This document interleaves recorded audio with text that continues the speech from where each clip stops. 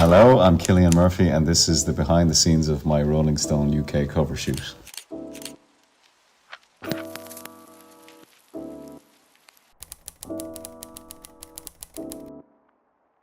So I'm a Beatles fanatic, Beatles nut, have been since I was very small. My dad was playing with the Beatles since I was tiny. I don't know what age I was, and I don't know exactly who it was, but someone introduced me to Plastic Ono Band, the John Lennon record. It's probably one of my favourite records of all time. Probably my favourite solo Beatle record. He was going through this kind of primal scream therapy at the time. He was just 29 or 30, they'd just broken up. Every single song on it is perfect and beautiful. And Ringo's playing the drums, Klaus Voormann's on bass, and it's got God and Mother and Isolation. And I think it's an underappreciated record, but I go back to it over and over again. So whoever recommended it to me, thank you.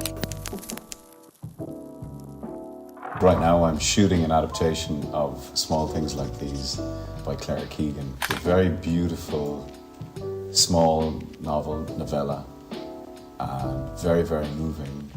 There's the simplicity of the story, the depth of the emotion, the way it speaks about Ireland in the 1980s. We have a lot to answer for what went on in Ireland in the 1980s.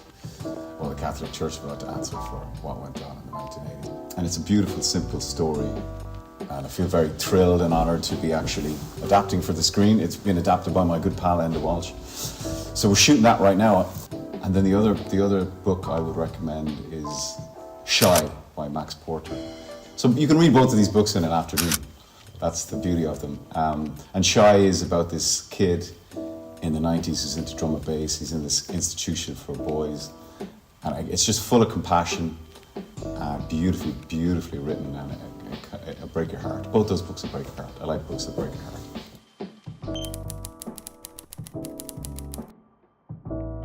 I guess I'm interested in duality, I'm interested in contradiction, I'm interested in light and shade. I'm interested in the kind of in-between things of human behavior, and villains or heroes don't really interest me. It's that world of in-between, and I think we're in a good time for telling stories about characters like that. I think people want three-dimensional characters in either film or television, and because none of us are simple and straightforward, all of us are complicated, and I think people identify with characters that, even though they may be heightened, certainly in Peaky they're extremely heightened, but yet it is a story about a family and people connect to that.